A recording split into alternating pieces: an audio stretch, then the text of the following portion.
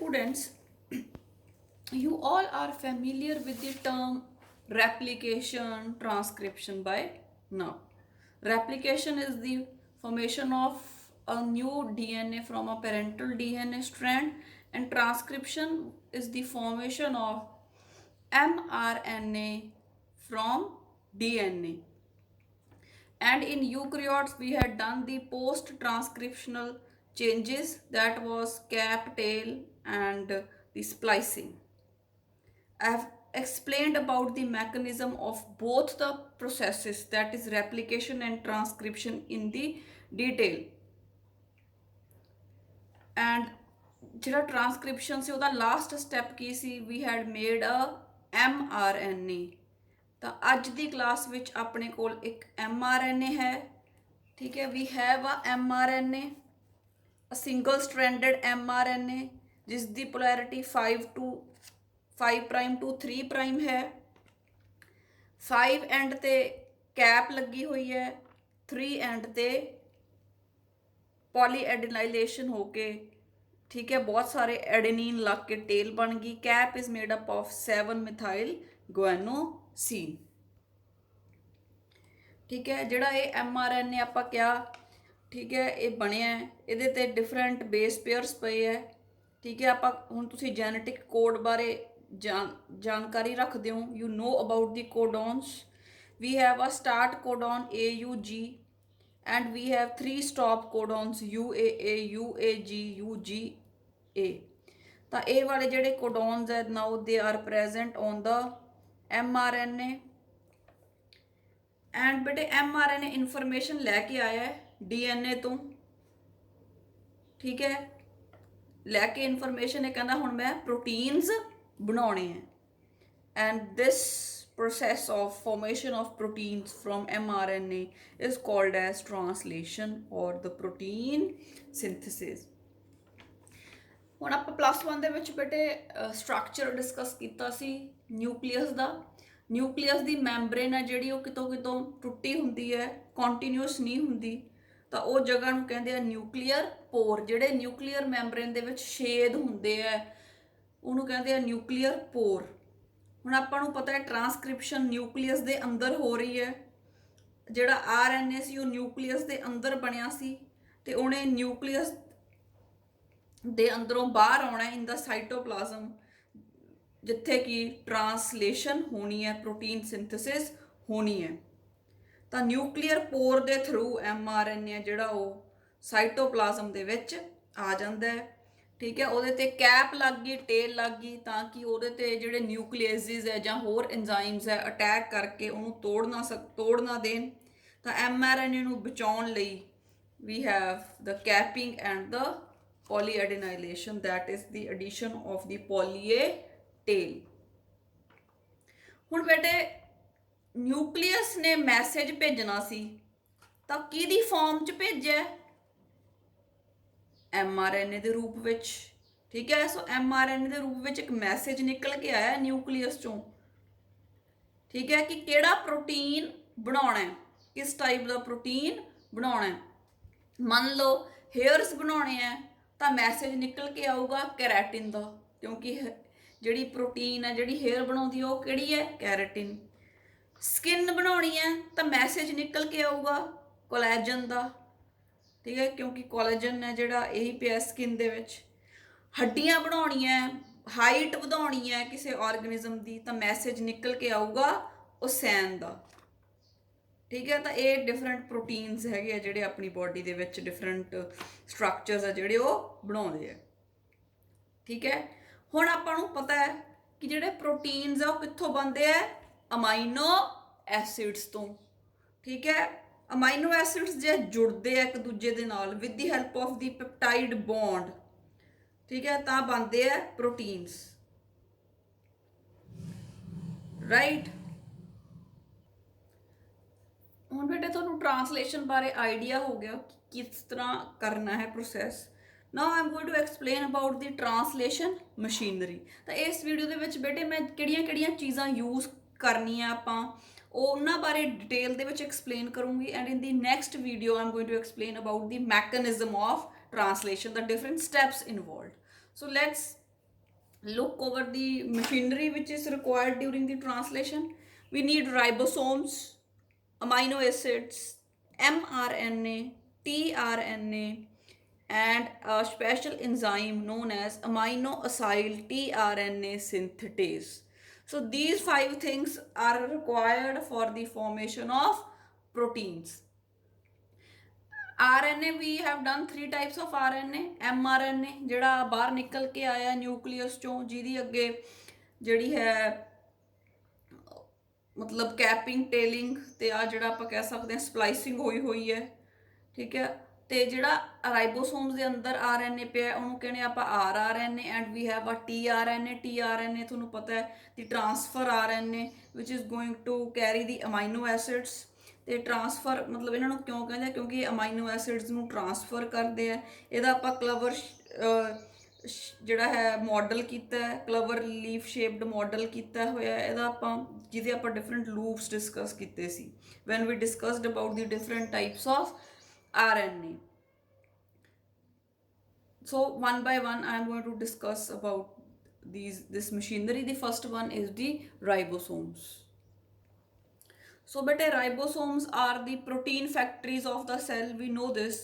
ਜਿਹੜੀ protein synthesis ਹੈ ਉਹ ribosomes ਦੇ ਅੰਦਰ ਹੁੰਦੀ ਹੈ.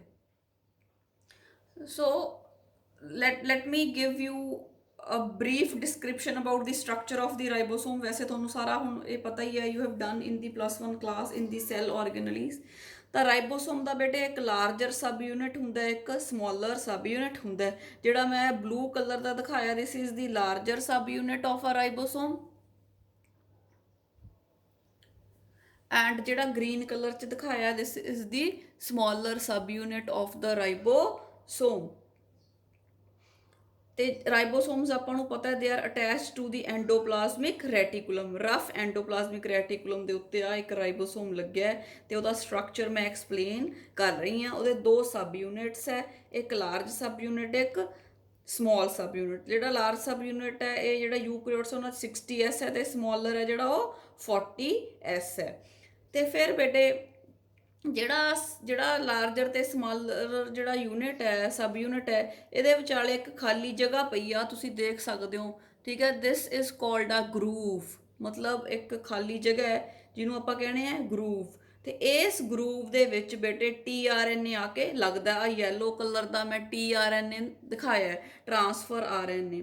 ਇਹ ਰਾਈਬੋਸੋਮਸ ਦਾ ਜਿਹੜੇ ਦੋ ਸਬ ਯੂਨਿਟ ਹੈ ਇਹਨਾਂ ਦੇ ਵਿਚਾਲੇ ਖਾਲੀ ਜਗ੍ਹਾ ਜਿਹਨੂੰ ਆਪਾਂ ਕਹਿੰਦੇ ਆ ਗਰੂਵ, ਤੇ ਇਹਦੇ ਤੇ ਆ ਕੇ tRNA ਜਿਹੜਾ ਹੈ ਟ੍ਰਾਂਸਫਰ RNA ਜਿਹੜਾ ਅਮਾਈਨੋ ਐਸਿਡ ਨੂੰ ਲੈ ਕੇ ਆਇਆ ਉਹ ਇੱਥੇ ਆ ਕੇ ਜੁੜਦਾ ਹੈ। ਤੇ ਇੱਧਰ ਬੇਟੇ mRNA ਪਿਆ ਹੁੰਦਾ, ਜਿਹੜਾ ਛੋਟਾ ਸਬ ਯੂਨਿਟ ਹੈ ਇਹ mRNA ਦੇ ਨਾਲ ਜੁੜਦਾ ਹੈ। So this is the structure of the ribosome. We have a small subunit and a large subunit.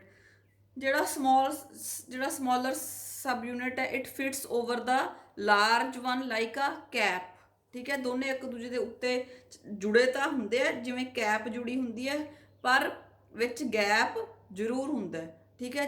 ਉਸ ਗੈਪ ਦੇ ਵਿੱਚ ਜਿਹੜਾ ਹੈ mRNA ਵੀ ਆ ਸਕੇ ਤੇ ਜਿਹੜਾ ਆਪਣਾ tRNA ਵੀ ਉਹ ਵੀ ਲੱਗ ਸਕੇ। ਤੇ ਦੋਨੋਂ ਜਿਹੜੇ ਸਬ ਯੂਨਿਟਸ ਹੈ ਬੇਟੇ ਵੈਸੇ ਸਾਈਟੋਪਲਾਜ਼ਮ 'ਚ ਅਲੱਗ-ਅਲੱਗ ਪਏ ਹੁੰਦੇ ਆ, ਸਮੋਲਰ ਸਬ ਯੂਨਿਟ ਅਲੱਗ, ਲਾਰਜਰ ਅਲੱਗ। ਜਦੋਂ ਪ੍ਰੋਟੀਨ ਸਿੰਥਸਿਸ ਦਾ ਟਾਈਮ ਆਉਂਦਾ ਹੈ ਤਾਂ ਜਿਹੜੇ ਦੋਨੋਂ ਸਬ ਯੂਨਿਟਸ ਆ ਉਹ ਇੱਕ ਦੂਜੇ ਦੇ ਕੋਲ ਆ ਜਾਂਦੇ ਤੇ ਇੱਕ ਦੂਜੇ ਦੇ ਨਾਲ ਬਾਈਂਡ ਕਰ ਜਾਂਦੇ ਆ with the help of magnesium ions, with the help of magnesium ions.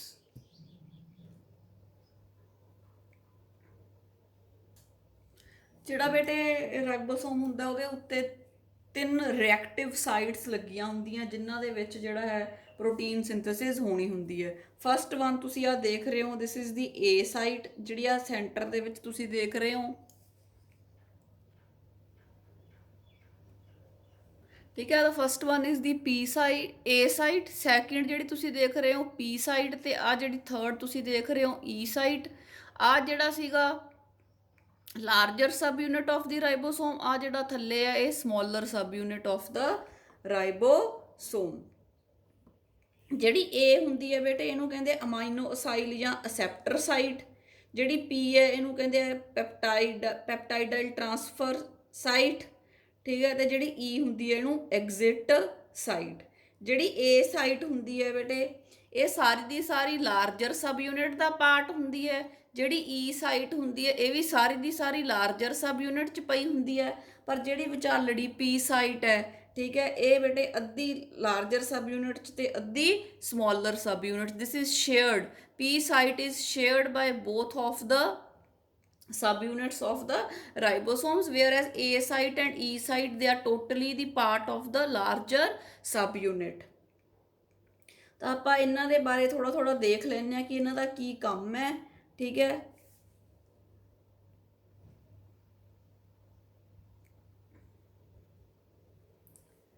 A site is aminosyl or acceptor site, larger subunit the part ਹੈ। P site peptidyl transfer or donor site, this is jointly contributed by the larger subunit and the smaller subunit। E site is the exit site, exit ਮਤਲਬ ਬਾਹਰ ਜਾਣਾ, ਆਪਾਂ ਨੂੰ ਇਸ ਚੀਜ਼ ਬਾਰੇ ਪਤਾ ਹੈ। ਹੁਣ P site ਦਾ ਕੀ ਕੰਮ ਹੈ? ਜਦੋਂ ਬੇਟੇ tRNA ਅਮਾਈਨੋ ਐਸਿਡ ਨੂੰ ਲੈ ਕੇ ਆਉਂਦਾ ਹੈ ਤਾਂ ਉਹ ਆ ਕੇ ਲੱਗਦਾ ਹੈ ਜਿਹੜਾ ਹੈ ਪੀ ਸਾਈਟ ਤੇ, ਠੀਕ ਹੈ। ਤੇ ਜਿਹੜਾ ਹੈ ਇਹ ਜਿਹੜੇ ਅਮਾਈਨੋ ਐਸਿਡਸ ਹੁੰਦੇ ਆ ਉਹਨਾਂ ਨੂੰ ਫੜਦਾ ਜਾਂਦਾ ਹੈ। ਤੇ ਜਿਵੇਂ ਆਪਾਂ ਮੋਤੀ 'ਚ, ਜਿਵੇਂ ਆਪਾਂ ਜਿਹੜੇ ਮਾਲਾ 'ਚ ਮੋਤੀ ਪਰੋਣੇ ਆ, ਜਾਂ ਆਪਾਂ ਫੁੱਲਾਂ ਦੀ ਮਾਲਾ ਬਣਾਉਣੀ ਤਾਂ ਧਾਗੇ 'ਚ ਫੁੱਲ ਪਰੋਣੇ ਆ, ਤਾਂ ਇੱਕ ਦੂਜੇ ਨੂੰ ਜੋੜਦੇ ਆ ਤਾਂ ਕਿ ਉਹ ਇੱਕ ਦੂਜੇ ਤੋਂ ਅਲੱਗ-ਅਲੱਗ ਨਾ ਹੋ ਸਕਣ। ਤਾਂ ਪੀ ਸਾਈਟ ਦਾ ਇਹ ਕੰਮ ਹੈ ਕਿ ਜਿਹੜਾ tRNA ਜਿਸ ਤਰ੍ਹਾਂ ਦਾ ਅਮਾਈਨੋ ਐਸਿਡ ਲੈ ਕੇ ਆਇਆ ਉਹਨਾਂ ਨੂੰ ਅੱਗੇ ਜੋੜਦਾ ਹੈ। ਇਹ ਸਾਈਟ ਤੇ ਜਿਹੜੀ ਬੇਟੇ ਫਸਟ ਸਾਈਟ ਹੈ, ਇਹਦੇ ਤੇ ਆ ਕੇ ਜਿਹੜੇ ਅਮਾਈਨੋ ਐਸਿਡਸ, ਜਿਹੜੇ ਟਰਾਂਸਫਰ RNA ਹੈ, ਜਿਹੜਾ ਅਮਾਈਨੋ ਐਸਿਡ ਲੈ ਕੇ ਆ ਰਿਹਾ ਉਹ ਸਭ ਤੋਂ ਪਹਿਲਾਂ ਆ ਕੇ ਇਸ ਸਾਈਟ ਦੇ ਉੱਤੇ ਜੁੜਦਾ ਹੈ, ਠੀਕ ਹੈ। ਉਸ ਤੋਂ ਬਾਅਦ ਬੇਟੇ ਜਿਹੜਾ ਈ ਸਾਈਟ ਹੈ ਇਹਦੇ ਵਿੱਚ ਦੀ ਜਿਹੜਾ tRNA ਉਹ ਆਪਦਾ ਅਮਾਈਨੋ ਐਸਿਡ ਦੇ ਕੇ ਜਦੋਂ ਖਾਲੀ ਹੋ ਜਾਂਦਾ ਉਦੋਂ ਵਾਪਸ ਬਾਹਰ ਨਿਕਲ ਜਾਂਦਾ ਥਰੂ ਦਾ ਈ ਸਾਈਟ।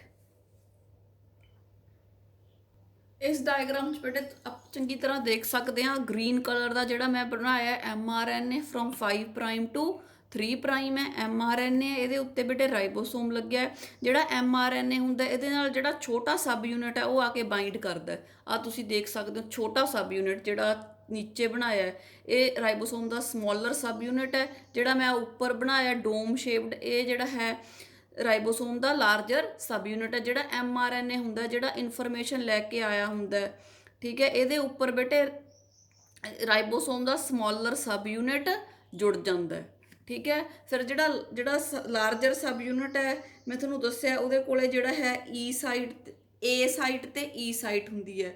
ਆਹ ਦੇਖੋ ਬੇਟੇ ਆ ਏ ਸਾਈਟ ਹੈ, ਏ ਸਾਈਟ ਦੇ ਉੱਪਰ ਇੱਕ ਆ ਟਰਾਂਸਫਰ RNA ਜੁੜਿਆ ਹੋਇਆ ਇੱਥੇ ਤੁਸੀਂ ਦੇਖ ਸਕਦੇ ਹੋ।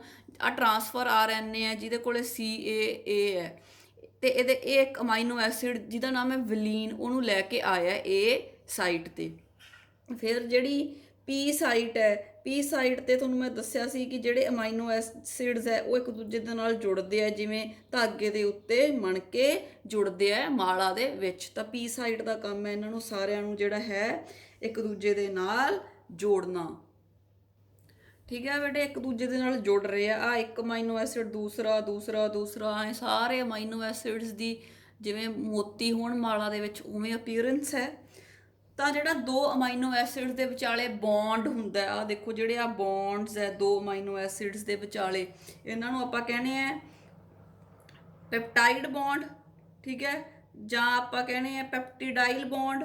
ਦੋ ਅਮਾਈਨੋ ਐਸਿਡਸ ਦੇ ਵਿਚਕਾਰ ਵਾਲਾ ਬੌਂਡ ਇਜ਼ ਕਾਲਡ ਪੈਪਟੀਡਾਈਲ ਬੌਂਡ। ਤਾਂ ਬੇਟੇ ਜਿਹੜਾ ਐਂਜ਼ਾਈਮ ਪੈਪਟਾਈਡ ਬੌਂਡ ਬਣਾਉਣ ਦੇ ਵਿੱਚ ਹੈਲਪ ਕਰਦਾ ਹੈ, ਜਿਹੜੇ ਦੋ ਅਮਾਈਨੋ ਐਸਿਡ ਦੇ ਵਿੱਚ ਬੌਂਡ ਬਣਦੇ ਹੈ, ਇਹਨਾਂ ਨੂੰ ਜਿਹੜਾ ਐਂਜ਼ਾਈਮ ਦੋ ਅਮਾਈਨੋ ਐਸਿਡਸ ਨੂੰ ਜਿਹੜਾ ਐਂਜ਼ਾਈਮ ਜੋੜਦਾ ਹੈ ਉਹਦਾ ਨਾਮ ਹੈ ਪੈਪਟੀਡਾਈਲ ਟਰਾਂਸਫੀਰੇਜ਼, ਪੈਪਟੀਡਾਈਲ ਟਰਾਂਸਫੀਰੇਜ਼, ਠੀਕ ਹੈ। ਅਮਾਈਨੋ ਐਸਿਡ ਬੇਟੇ ਪਹਿਲਾਂ ਏ ਸਾਈਟ ਤੇ ਆ ਕੇ ਲੱਗ ਜਾਂਦਾ ਹੈ, ਠੀਕ ਹੈ, ਤੇ ਉਸ ਤੋਂ ਬਾਅਦ ਇੱਥੋਂ ਸ਼ਿਫਟ ਹੋ ਜਾਂਦਾ to the P site. P site ਤੇ ਆਪਾਂ ਨੂੰ ਪਤਾ ਹੈ ਪੈਪਟੀਡਾਈਲ ਟਰਾਂਸਫੀਰੇਜ਼ ਜਿਹੜਾ ਐਂਜ਼ਾਈਮ ਹੈ ਉਹ ਦੋ ਅਮਾਈਨੋ ਐਸਿਡਸ ਨੂੰ ਇੱਕ ਦੂਜੇ ਦੇ ਨਾਲ ਜੋੜ ਦਿੰਦਾ ਹੈ with the help of the peptide bond, ਠੀਕ ਹੈ। ਜਿਵੇਂ ਆਪਾਂ ਧਾਗਾ ਪਰੋਣੇ ਆ ਉਵੇਂ ਪੈਪਟਾਈਡ ਬੌਂਡ ਦੋ ਅਮਾਈਨੋ ਐਸਿਡਸ ਨੂੰ ਜੋੜ ਦਿੰਦਾ ਤਾਂ ਕਿ ਇਹ ਜਿਹੜਾ ਹੈ ਇਹ ਟੁੱਟੇ ਨਾ। ਉਸ ਤੋਂ ਬਾਅਦ ਜਦੋਂ ਬੇਟੇ ਇਹਨੂੰ ਦੇ ਦਿੰਦਾ ਫਿਰ ਫਿਰ ਜਦੋਂ ਜਿਹੜਾ ਆਹ ਵਾਲਾ ਸੀਗਾ ਹਨਾ, ਇੱਥੇ ਚੇਨ ਬਣੀ ਜਾਂਦੀ ਹੈ, ਜਿਹੜਾ ਏ ਸਾਈਡ ਤੇ ਹੁੰਦਾ ਉਹ ਪੀ ਸਾਈਡ ਤੇ ਆ ਜਾਂਦਾ, ਜਿਹੜਾ ਪੀ ਸਾਈਡ ਤੇ ਹੁੰਦਾ ਉਹ ਫ੍ਰੀ ਹੋ ਜਾਂਦਾ ਕਿਉਂਕਿ ਉਹਨੇ ਤਾਂ ਆਪਦਾ ਅਮਾਈਨੋ ਐਸਿਡ ਮਾਲਾ ਨੂੰ ਦੇ ਦਿੱਤਾ ਹੁੰਦਾ ਤੇ ਫਿਰ ਫ੍ਰੀ ਹੋ ਕੇ ਬਾਹਰ ਚਲਾ ਜਾਂਦਾ। This is called the E side, ਜਿੱਥੋਂ ਦੀ ਇਹ tRNA ਫ੍ਰੀ ਹੋ ਕੇ ਬਾਹਰ ਚਲਾ ਜਾਂਦਾ। ਆਹ ਦੇਖੋ ਇੱਕ ਬਾਹਰ tRNA ਹੈ ਜਿਹਦੇ ਕੋਲੇ ਅਮਾਈਨੋ ਐਸਿਡ ਲੱਗਿਆ ਹੋਇਆ, ਇਹਨੇ ਫਿਰ ਹੁਣ ਅੰਦਰ ਆਉਣਾ। ਸਪੋਜ਼ ਜਿਹੜਾ ਏ ਸਾਈਡ ਤੇ ਹੈ ਵੈਲੀਨ ਵਾਲਾ ਅਮਾਈਨੋ ਐਸਿਡ, ਇਹ ਜਦੋਂ ਪੀ ਸਾਈਡ ਤੇ ਆ ਜਾਊਗਾ ਤਾਂ ਏ ਸਾਈਟ ਖਾਲੀ ਹੋ ਜੂਗੀ, ਤਾਂ ਜਿਹੜਾ ਆਹ ਵਾਲਾ ਇਹ ਆਪਦਾ ਅਮਾਈਨੋ ਐਸਿਡ ਲੈ ਕੇ ਏ ਸਾਈਡ ਤੇ ਆ ਜਾਊਗਾ। ਜਿਹੜਾ ਪੀ ਸਾਈਡ ਤੇ ਹੈ ਉਹ ਆਪਦਾ ਅਮਾਈਨੋ ਐਸਿਡ ਇੱਥੇ ਡੋਨੇਟ ਕਰਕੇ ਤੇ ਆਪ ਖੁਦ ਫ੍ਰੀ ਹੋ ਕੇ ਬਾਹਰ ਚਲਾ ਜਾਊਗਾ। ਤਾਂ ਬਾਹਰ ਕਿਹੜੀ ਸਾਈਡ ਤੋਂ ਜਾਊਗਾ? ਈ ਸਾਈਡ ਤੋਂ। So this is the structure of the ribosome.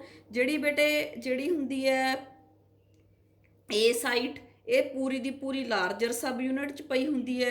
ਜਿਹੜੀ ਈ ਸਾਈਟ ਹੈ ਇਹ ਵੀ ਪੂਰੀ ਦੀ ਪੂਰੀ ਲਾਰਜਰ ਸਬ ਯੂਨਿਟ 'ਚ ਪਈ ਹੁੰਦੀ ਹੈ। ਪਰ ਜਿਹੜੀ ਆ ਪੀ ਸਾਈਟ ਹੈ ਜਿੱਥੇ ਪੈਪਟਾਈਡ ਬੌਂਡ ਬਣਨਾ ਹੈ, ਇਹ ਬੇਟੇ ਇਹਦਾ ਕੁਛ ਹਿੱਸਾ ਹੈ ਜਿਹੜਾ ਉਹ ਲਾਰਜਰ ਸਬ ਯੂਨਿਟ 'ਚ ਤੇ ਕੁਛ ਸਮੋਲਰ ਸਬ ਯੂਨਿਟ, ਤਾਂ ਇਹ ਦੋਨਾਂ ਦੇ ਵਿੱਚ ਸ਼ੇਅਰਡ ਹੈ। ਠੀਕ ਹੈ। ਫਿਰ ਇੱਕ ਚੀਜ਼ ਜਿਹੜੀ ਬੇਟੇ ਮੈਂ ਤੁਹਾਨੂੰ ਹੋਰ ਜਿਹੜੀ ਐਕਸਪਲੇਨ ਕਰਨੀ ਹੈ, ਉਹ ਮੈਂ ਤੁਹਾਨੂੰ ਦੱਸਿਆ ਕਿ ਵੀ ਬਾਹਰੋਂ ਅਮਾਈਨੋ ਐਸਿਡ ਆਉਂਦਾ ਪਹਿਲਾਂ ਏ ਸਾਈਡ ਤੇ ਲੱਗਦਾ, ਏ ਸਾਈਡ ਤੋਂ ਪੀ ਸਾਈਡ ਤੇ, ਪੀ ਸਾਈਡ ਤੋਂ ਫ੍ਰੀ ਹੋ ਕੇ ਉਹ ਈ ਸਾਈਡ ਤੋਂ ਬਾਹਰ ਚਲਾ ਜਾਂਦਾ।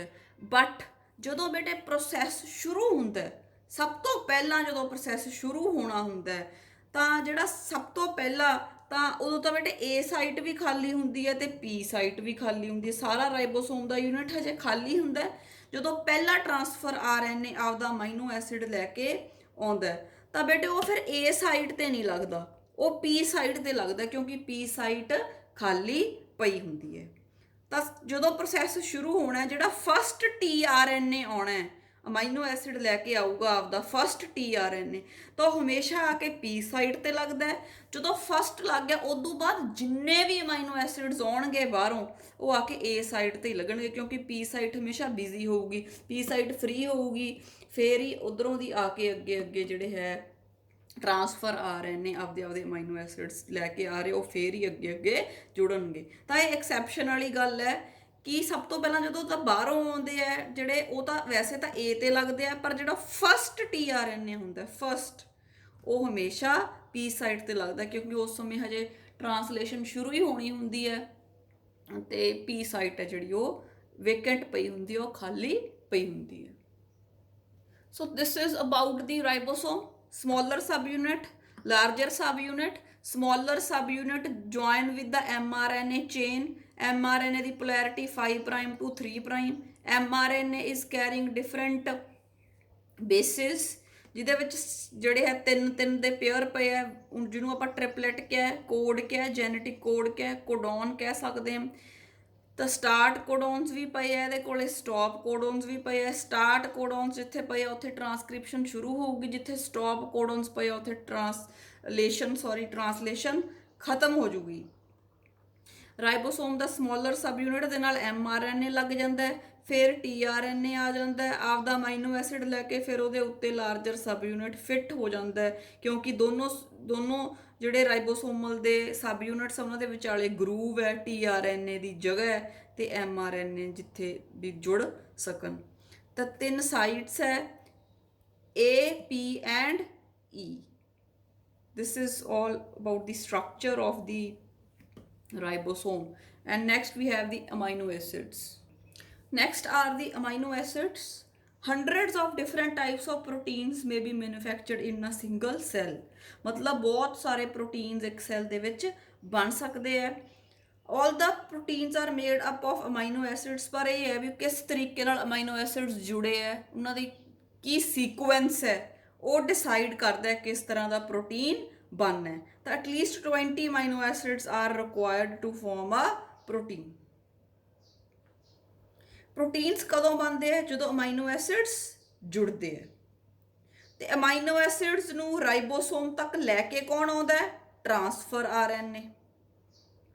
ਠੀਕ ਹੈ ਜੀ।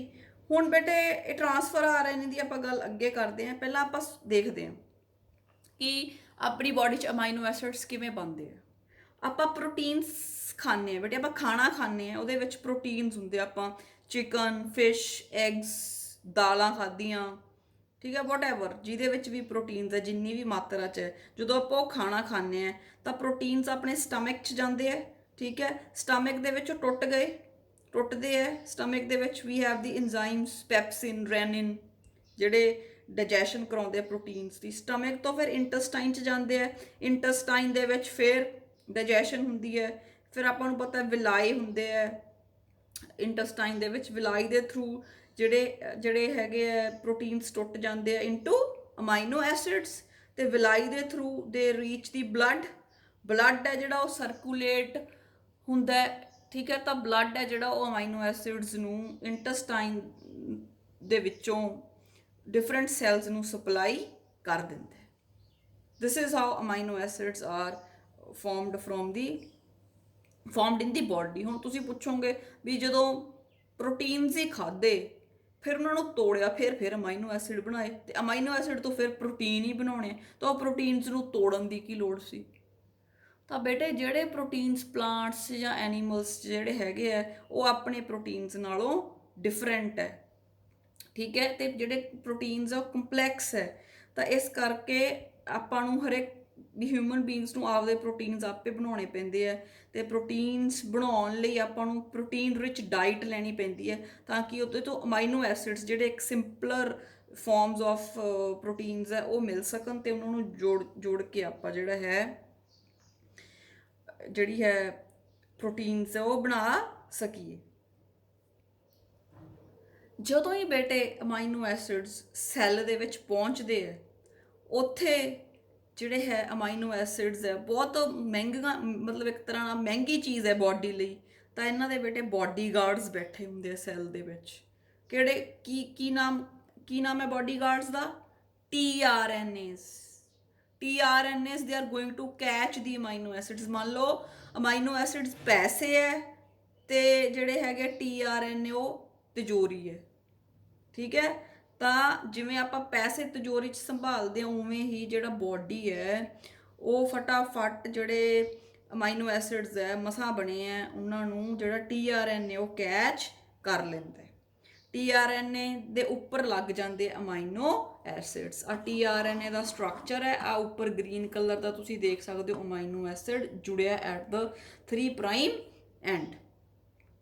ਤਾਂ ਜਿਹੜੇ ਐਂਜ਼ਾਈਮ ਨਾਲ ਇਹ ਲੱਗਦੇ ਹੈ, ਇੱਕ ਐਂਜ਼ਾਈਮ ਜਿਹੜਾ ਅਮਾਈਨੋ ਐਸਿਡਸ ਨੂੰ ਟਰਾਂਸਫਰ RNA ਦੇ ਨਾਲ ਜੋੜਦਾ ਹੈ, ਠੀਕ ਹੈ, ਬਾਈਂਡ ਕਰਦਾ ਹੈ, ਠੀਕ ਹੈ। ਆ ਜਿਹੜੀ ਆਰਮ ਹੈ ਆ tRNA ਦੀ ਜਿਹਦੇ ਉੱਤੇ ਅਮਾਈਨੋ ਐਸਿਡ ਲੱਗਿਆ ਹੈ, ਇਹਨੂੰ ਕਹਿੰਦੇ ਆ ਅਸੈਪਟਰ ਆਰਮ। ਤਾਂ ਬੇਟੇ ਜਿਹੜੇ ਅਮਾਈਨੋ ਐਸਿਡ ਹੈ ਉਹਨਾਂ ਨੂੰ ਫਿਰ ਟਰਾਂਸਫਰ RNA ਕੈਚ ਕਰ ਲੈਂਦਾ ਹੈ with the help of a special enzyme known as amino-acyl tRNA synthetase. Amino-acyl tRNA synthetase. So the amino-acyl tRNA synthetase helps in the binding of the amino acid with the acceptor arm of the tRNA.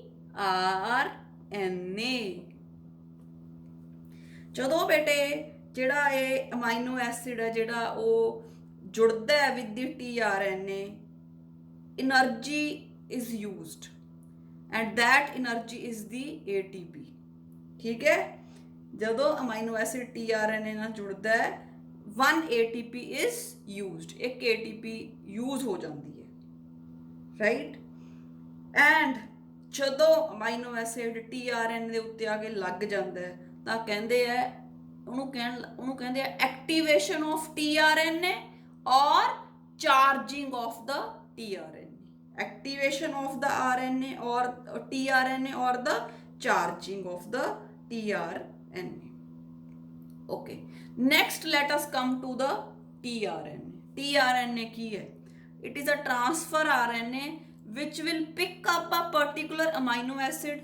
amino acid ਇੱਕ particular amino acid ਚੱਕੂਗਾ at 3' end and this process is called as charging। ਮੈਂ already ਤੁਹਾਨੂੰ ਦੱਸਿਆ।